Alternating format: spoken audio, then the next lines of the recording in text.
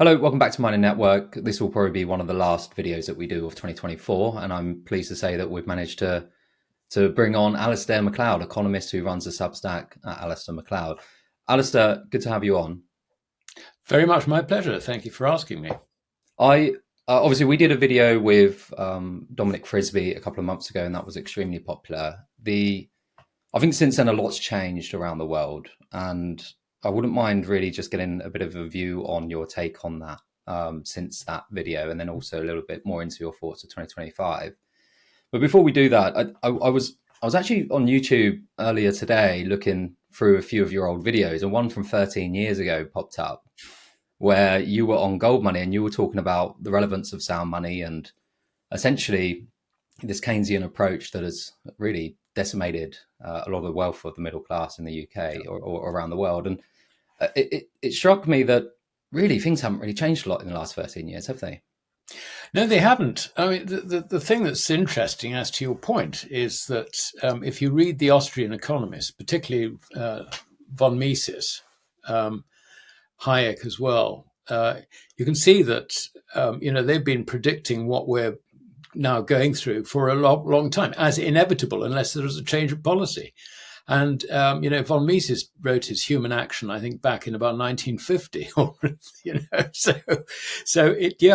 I mean, I think the lesson is never underestimate the ability of the establishment to put off the inevitable.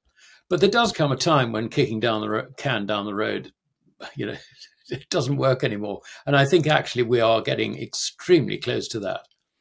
It feels like it, doesn't it? And I guess that's a reflection of the gold price in a way. Is that I think not the game's up, but we're dangerously close in terms of the amount of inflation that there is and the amount of printing of money that we've seen in the last couple of years. Surely that well, like I said, that surely just reflects really where we are with gold today. Yeah, it does, but in, if you like, slightly indirect way, because gold has been basically bought by Asians and central banks. So the central banks, I think, are clearly signalling that there's something wrong with the world of fiat. The population, investors, have been ignoring it in the West. I mean, you just look at the mining shares and all the rest of it. There's very little interest in it. I mean, okay, they've recovered somewhat, but they're nowhere near the potential that the sector has. And as far as gold is concerned, really, it's yet to be bought by the West. I mean, it's only, a couple of months ago that the ETFs, physically backed ETFs, started sort of, instead of being sold off, started recovering a bit. I'm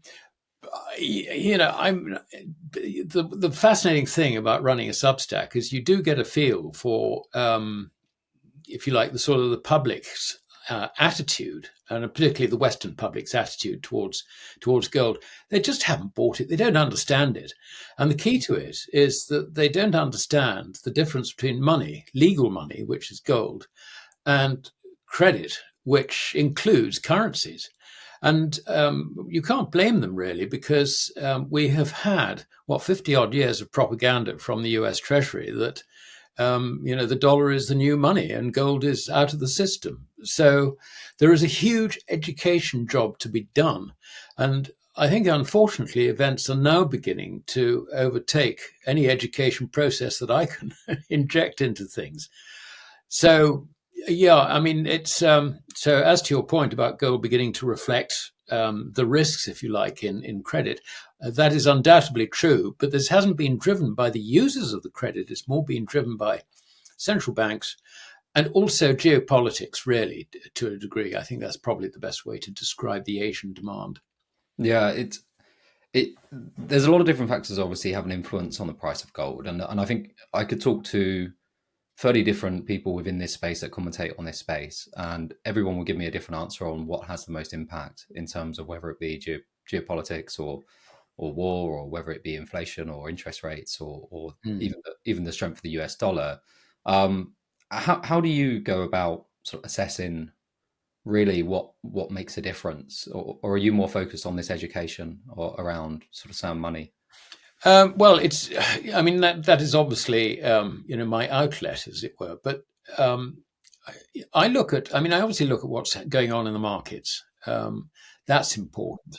I look at the economics. I look particularly at the moment at the way in which government debt is piling up, and virtually all the G7 governments, with the single exception of Germany, are in debt traps. Um, and there is absolutely no willingness on the politicians' side to actually deal with this. As far as they're concerned, continue to spend.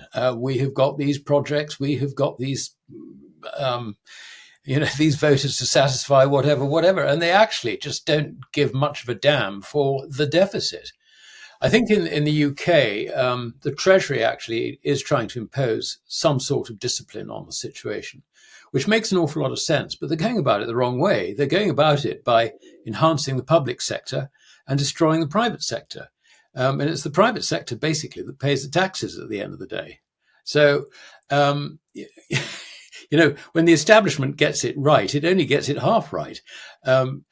But I mean, look at France. The French government has found it impossible to curtail their deficit, I think they're heading for a 7% deficit this year. If you look at the USA, the deficit there, I think, is going to be greater. I mean, funnily enough, we just had the first 2 months deficit figures for the current fiscal year, because their fiscal year starts on October the 1st. So October and November, something like 690 billion. I mean, it is an absolute all-time record. We're heading for a 3 trillion deficit there. And the point about it, I mean, you mentioned that word inflation. The point about it is that it's deficits which drive inflation, as well, of course, as drawdowns in savings and spending financed by credit. So, the inflation game isn't over. So, that is another aspect which I really look at very, very closely when it comes to trying to assess the outlook for gold. A lot of this, it's not just a sort of monetary approach. I mean, obviously, if you print more money, you're going to dilute the purchasing power of that money. But there are offsets, if you like. So it's not an automatic thing. But I think a point which nobody really understands is that with the fiat currency only stands by the faith that its users have in it. And it's that's now being eroded. And particularly, if you look in the case of the dollar, foreigners own something like $32 trillion worth of dollars and underlying dollar-denominated financial assets. I'm not including any sort of physical stuff in this. And they're now being asked to, stump up yet more at a time when, global trade is actually diminishing. It's diminishing because of, tariff policies. And we can see what Trump is going to do. He's going to destroy the world economy with Smoot-Hawley Mark II. And it's worse than Smoot-Hawley Mark I, because Smoot-Hawley Mark I, okay, the Americans were importing things like, foodstuffs and so on and so forth, which was, a real problem for the farmers. But when they introduced those tariffs, suddenly, not only was it a huge expense on consumers, on producers in America, but also you had tit for tat tariffs going the other way. The world just went into depression. I mean, the effect on the budget deficit is tax revenues will be considerably less than anybody expects, and welfare expenses will be far higher. So I think we're looking at a deficit for the current fiscal year in America of over 3 trillion. I mean, I would not be surprised to see that at all. And that, of course, is destructive for the dollar, and it's in a debt trap. I think the point about it, which again, very few people just don't understand, is that when you get risk in credit, interest rates rise. The cost of funding it rises. I mean, we saw this in the UK in 1976 when we had, the medium dated gilts were issued with 15% plus coupons. I mean, that's actually where we're headed unless someone does something about it. And that really does mean the collapse of the fiat currency system. So the idea that gold is forecasting this, I don't think is quite right. I don't think we're not at that point at all. And also, people are looking at it the wrong way around in the West. They regard gold as as an asset which you either buy, you buy if it's going up and you sell if it's going down. But the reality is that what's happening is it's not gold going up. I mean, if you look at the purchasing power of gold over millennia, it's more or less held steady. Therefore, it's actually currencies going down. And that's the way to look at it. And when people actually realize that prices are not rising, but their currency is going down, then the currency is doomed. And I wouldn't rule that development out in the foreseeable future, in the next 1 or 2 years. I mean, obviously, I hope it doesn't happen, but I can't see how they can get off this course unless there's a radical change in political thinking. Well, it's quite a scary thought there, isn't it? And I guess it's probably a thought that you may often get pushback from just purely because of how frightening that outcome would be. Is there a scenario where you obviously look at this, because I think obviously the UK is going down its path that it's on now for the next 5 years. There won't be another election until 2029. So, but on a global sense, it doesn't really make as much of a difference anyway to things like gold. No. But obviously the US does have a very large influence on the price of gold, mostly because it's often termed in US dollar terms. Is there failure of, say, for example, we see the Trump administration come in January. Is there not an opportunity there with this Dodge and this Department of Government Efficiency and Elon Musk and Ramaswamy coming in to slash the deficit?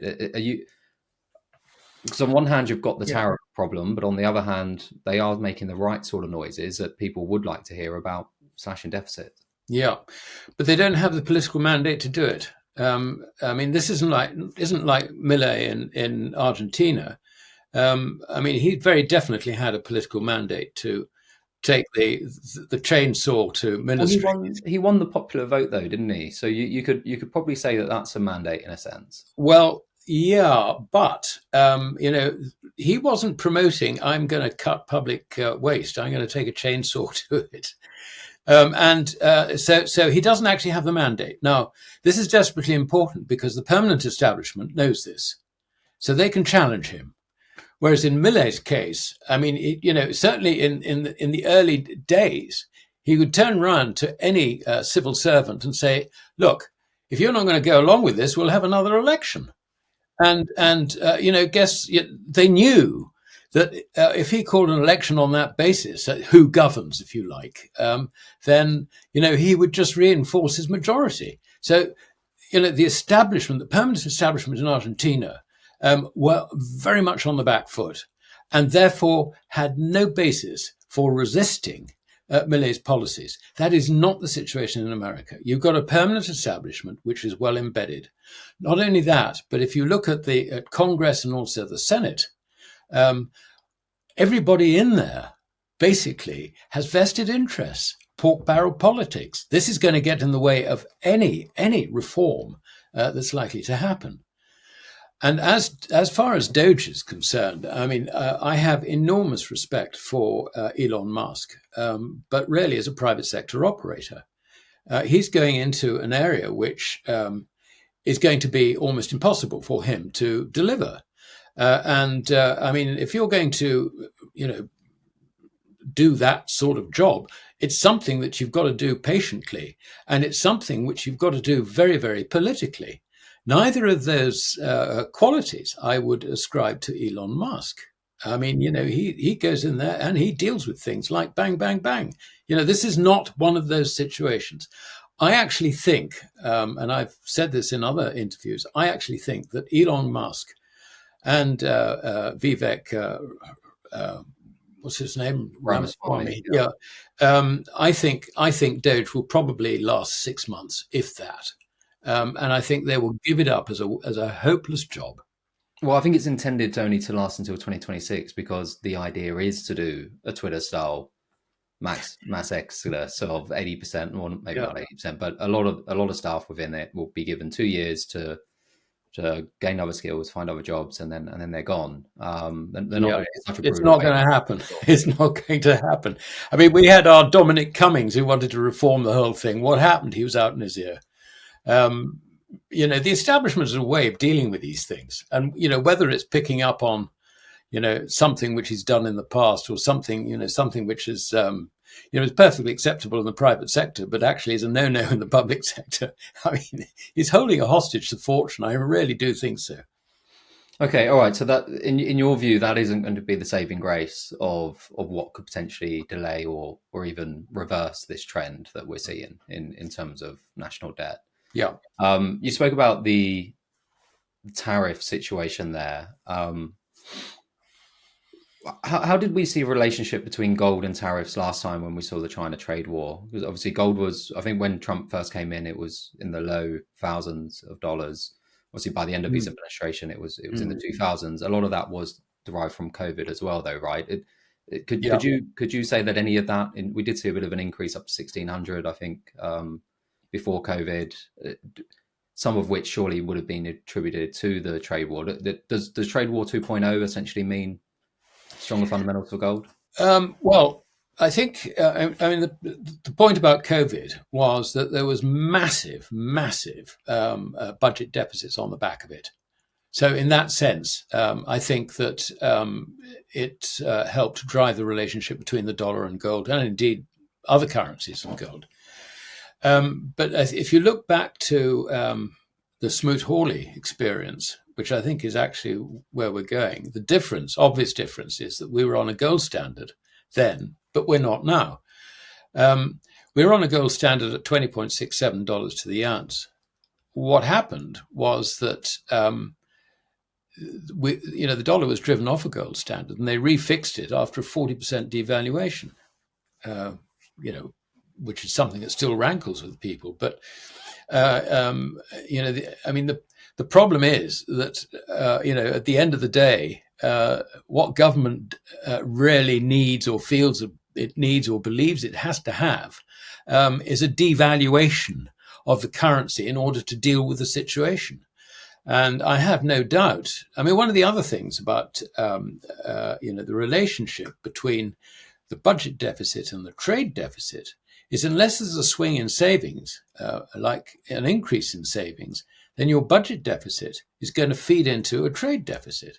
So the idea that these tariffs are suddenly going to do wonderful things for the trade deficit, I mean, well, it could well help. But if it does help, it'll help on the basis that prices, domestic prices in the US, have been driven far higher by those tariffs themselves. So, where's inflation? Inflation is still in the system. I mean, that's what they call inflation. I would actually call inflation, I think inflation is a bit of a misnomer for the whole thing, because really what we're looking at is a loss of purchasing power for the fiat currency. But you can see that there is enough going wrong for fiat currencies really to suffer hugely in terms of their purchasing power in 2025. And there is a further point which I think is desperately important, and people don't realize this. We are in the biggest credit bubble that the world has ever seen, and it's a coordinated credit bubble. And the point about credit bubbles is that the vast majority of people don't actually realize they're in one until it bursts, which is roughly where we are.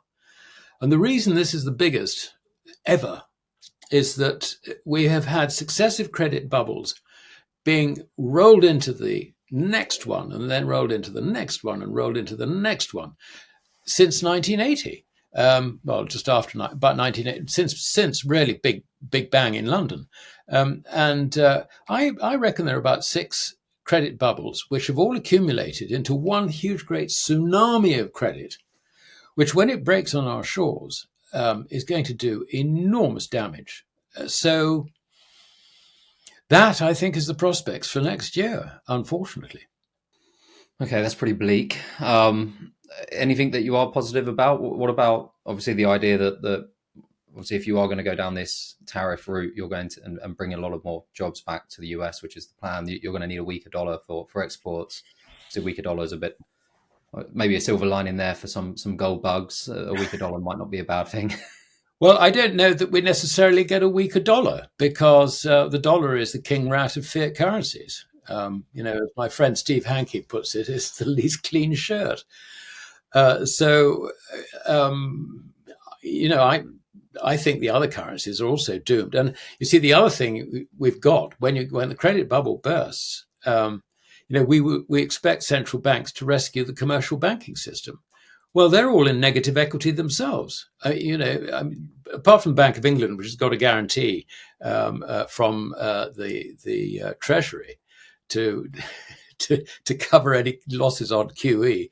The Fed, the ECB, the Bank of Japan. I mean, they're all deep into negative equity. And if these were private sector operations, the directors, the governors, whatever you like to call them, would all be in jail. But the reason they're not is that they're government entities or government controlled entities, and different rules apply. But as far as the markets are concerned, when a crisis happens, and the crisis will happen, these central banks are not in a position really to credibly underwrite the commercial banking system. And the only outcome is that they will have to run in and buy government debt themselves. In other words, new rounds of QE, which in quantities which we cannot imagine, in order to try and rescue the system. I mean, I think in America, if you look at the zombie companies, they're probably about 30% of the total. You know, I hate to think where we are in the UK. I mean, look at Thames Water. You know, when interest rates rise and properly reflect the cost of credit to a borrower, which will be rationed, severely rationed, because what bank with an extended balance sheet in these days wants to extend yet more credit?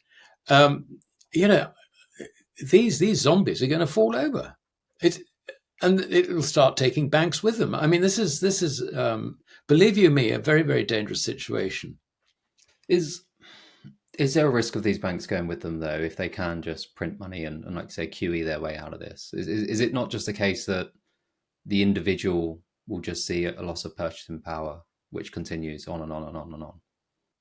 Well, I mean, this is an inevitable consequence of QE.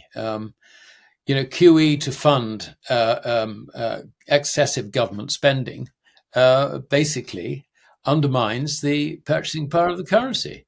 And when foreign creditors get the idea that, hold on, there's no way this is going to stop, they're going to dump it even more quickly. This is why it's so important to realize that the valuation of a fiat currency not only depends on its quantity and circulation, but also the faith that the two parties have in the currency. The first is the foreigners. They're always the first to tip the whole thing up. And the second cohort, if you like, are the actual domestic users of a currency.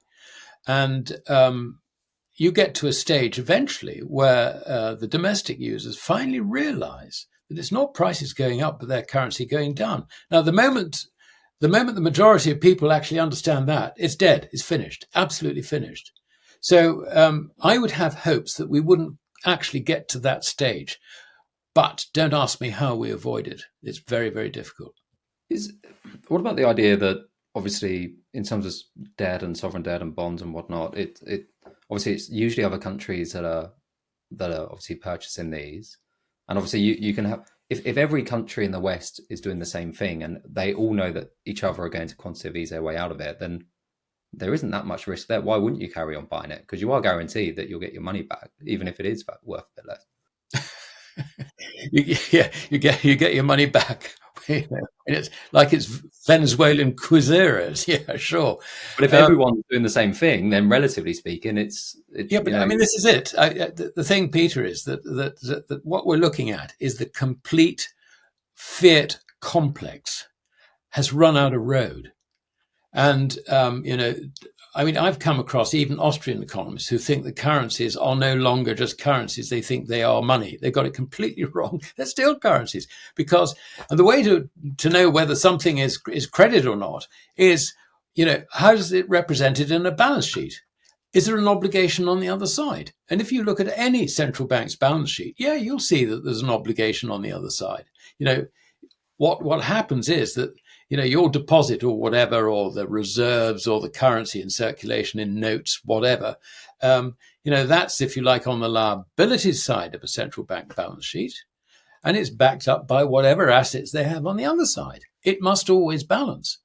And so you've got the constraints of reality in this. The idea that, somehow you can sort of fiddle your way around it is actually not the case. Look, obviously, this is if this is the outcome that you're anticipating, and obviously there's a very good argument for it there, with obviously the amount of debt that we're seeing across the West, and the amount of QE that we've seen in the last few years, it's not sustainable. What are you? I guess for those who want to subscribe to your Substack and learn more about this, what's the solution for those who believe this and really want to try and protect themselves? Well, about the only thing you can do is protect yourself by getting out of credit and getting into real money, which is gold, to a lesser extent silver. Silver isn't priced as money, and I think it would be a very brave person who would say that it is going to be priced as money. And I mean, this has been money since Roman times. I mean, the Romans set this up in the 12 tables of 448 BC. And they produced their first coin at the time, called the ice, which spelled AES, which was about, I think it was about 750 pounds of bronze.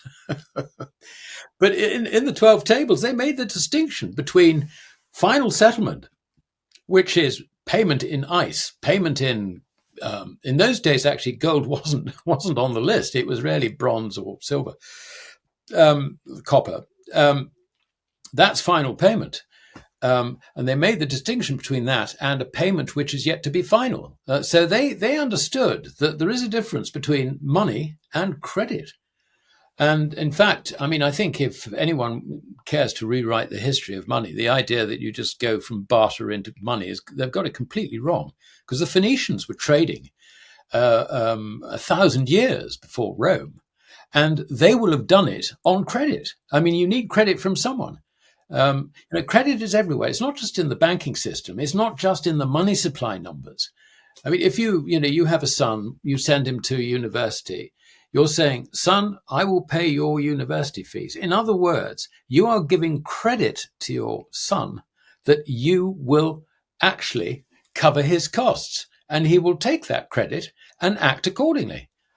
I mean, also, someone painting and decorating your house, they do the job first, and then they come and say, right, we've done that. I hope you're satisfied, and here's my bill. In other words, he does the work and gives you credit to the extent that you will actually pay him at a future date. The whole world works on credit. People just don't understand this. And it's this credit which, unless you actually tie it to money in terms of its value, has the risk of losing all its credibility. And that is broadly the situation we're getting into. I mean, if you look at going back to the debt bubbles that governments are in, I mean, we can see that US debt to GDP is around about 130, 135%. Now, what happens if I'm right and we're in Smoot-Hawley 2, or about to go into Smoot-Hawley 2, then GDP is going to go down, okay?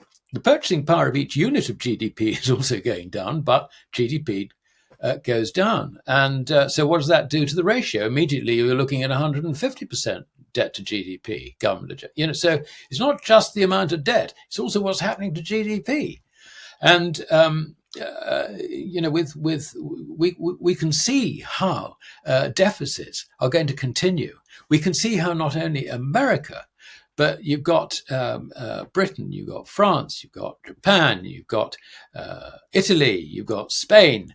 All the sort of G7, with the exception of Germany, who's got other problems, is in a debt trap, and falling GDP is going to make it considerably worse. And this is going to impinge on the purchasing power of these currencies, which are not attached to anything. I mean, the whole point about a gold standard was that you attach the value of credit to gold, so that the only risk in the credit is the counterparty risk that you have and the time preference risk on, let's say, loans of any duration. So this is an extremely important point to realize. The credit system we have is not anchored to anything. It is therefore highly vulnerable to the sort of problems which we now face. And by vulnerable, I mean in terms of its purchasing power. I can't see any solution to this unless there is an extremely radical change. There is actually, I mean, you asked a question a little while ago about is there any hope, sort of thing, buy gold, obviously, which means selling credit, incidentally. You're not buying gold, you're getting the hell out of credit. But the other thing is that contrary to Western propaganda, the Russian and Chinese economies are actually in reasonable nick. I mean, particularly the Russian one is extraordinary. They've got 21% interest rates. That's the overnight rate at the Central Bank of Russia. But what they're finding is that the commercial banks are offering deposit rates of something like 18%. What's happening is that the high wage awards, because there's a shortage of labor, a huge demand for skilled labor in Russia. Anyone with a skill has been getting pay rises of 20% plus, and in some cases they've doubled over the last couple of years. They're saving. So the result is that the rate of inflation is nowhere near the rate of wage inflation. It's running currently at about 8%, 8.5%.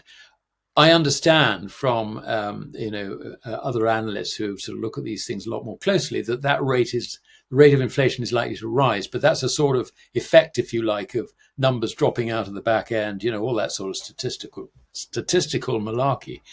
But look at Russia. Do you know what the income tax rate there is? 13%, flat rate. It does go up to 15% if you're a high earner.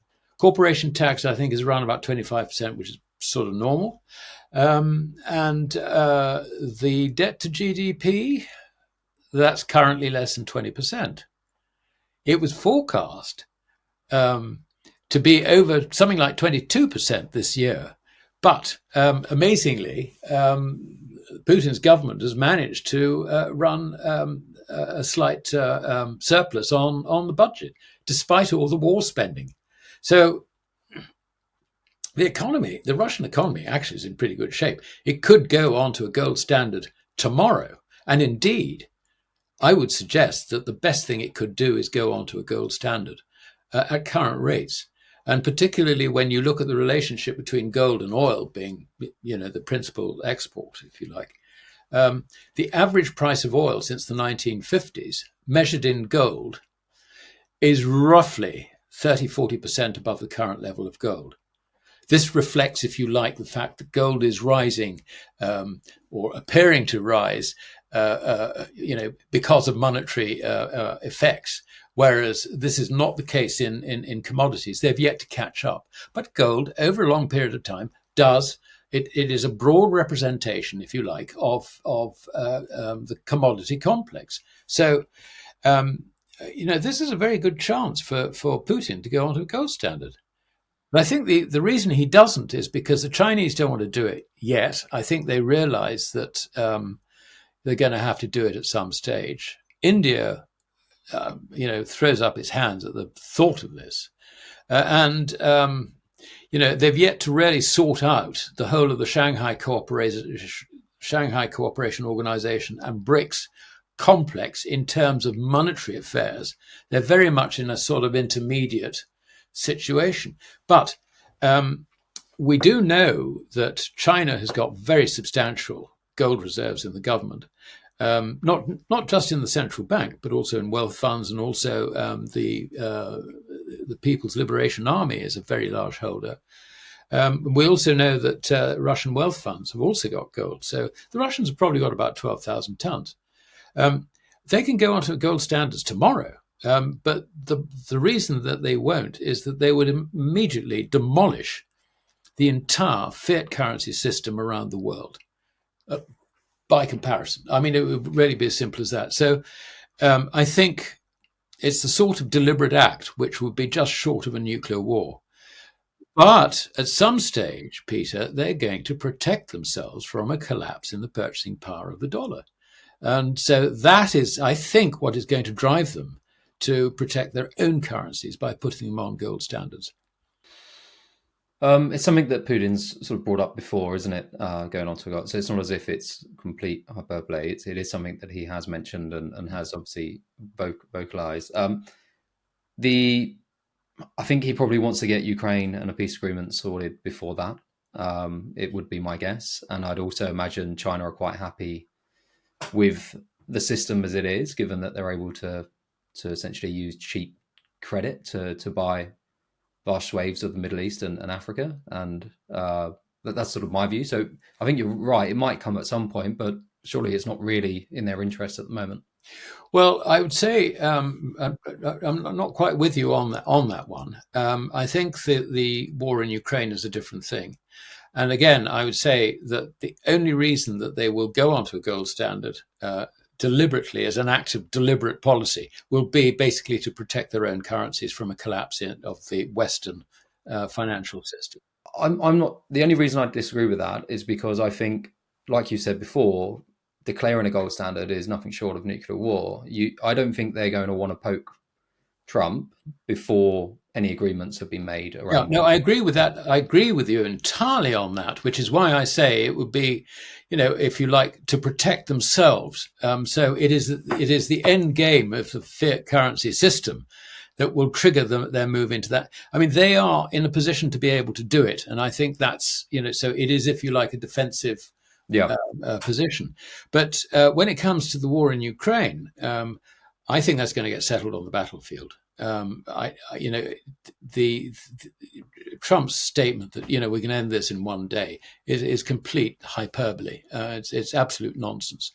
And I mean, the very minimum that Putin is going to require is to keep the eastern oblasts and also the Crimea, and also to have guarantees not only from NATO but also from the Ukraine itself, that they will be entirely neutral and there will be nothing to do with NATO on its territory.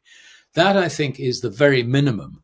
And I would think, looking at Trump's team, I don't think that those terms would be acceptable to the Trump team. No, that seems like a red line, because obviously then there's nothing stopping an invasion again. So it'll it's going to be fought on the battlefield. It'll be a complete defeat, I'm afraid, for the Ukrainians. Okay, in terms of changing topic again, just for the last time, I guess, is looking into 2025. What are you most looking out for in terms of indicators that your theories potentially might be coming true in terms of economic collapse? Well, I mean, obviously, look at budget deficits.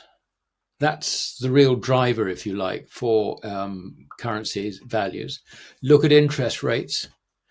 They're going to rise. And I would suggest that if the US 10-year Treasury rises above 4.755% yield, then that is going to collapse the equity markets. That is a bubble, plain and simple, complete bubble.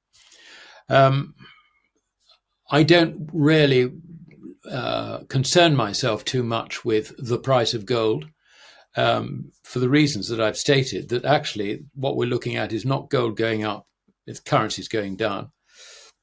I look at this debt to GDP trap, and I mean, the rise in interest rates is going to really bring that on very, very rapidly. Um, I'm going to look for evidence, if you like, that financial assets, which are being fueled by the accumulation of bubbles into this big, big one bubble, which is going to break on our shores like a tsunami. I'll be looking out for evidence of that.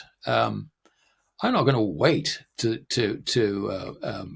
sort of see it before I go, oh, sell, sell, sell. No, I mean, once it breaks, you are stuck. And I think, I think that the only answer basically is to stack gold. You can buy mines because, I mean, one of the great things is that Asia will survive this. I mean, they'll go through difficulties, but they will survive it. I mean, we think that China is entirely dependent on America for its export markets. It's not. It's now exporting more to BRICS nations than it exports to America. So it's actually making the switch away from dependency on the West. So, the idea that, China is always sort of trapped, if you like, and therefore we can do what we want to the Chinese is a huge, huge mistake. So, I'm going to watch that relationship quite carefully as well. But I think the principal thing I see is this, if you like, this cycle of credit coming unstuck. And it's going to wipe out the collateral for the banks. It's going to be very bad for the banking system. It's going to drive up interest rates, and the extent to which central banks sit on their interest rates or try and suppress them will merely undermine the purchasing power of the currencies even further.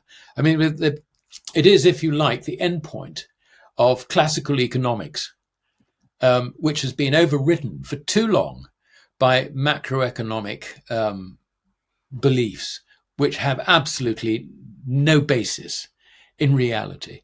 And that's where we are. I mean, this Keynesian idea that governments can, manage the economy, all that rubbish is going to come to a sticky end. And I think this, it's actually quite rapidly approaching. If I have a mistake, it's usually I'm too far ahead of the curve on these things. I could be too far ahead of the curve on this. I mean, one of the phrases I said earlier is, don't underestimate the government's ability to put off the inevitable. That could still well be true. And of course, the other thing is that populations don't want to see this. So they will shut their eyes, hear no evil, see no evil, and all that sort of stuff. We're going to have that, which could prolong this a little bit. But whichever way this is actually coming, we can see how the disaster is now evolving. Yeah, I wish I could say that you were wrong and Me too. this wasn't going to happen. Me Look, too. I think you're right. It is a case of timing and how long it can be put off for. But you can't be running a deficit like this forever, can you? That's the crux of it. No, Alasdair, I really appreciate your time, and I hope to get to see you again in 2025. That's very much my pleasure. We'll see how 2025 pans out. Thank you very much. Thanks, Peter.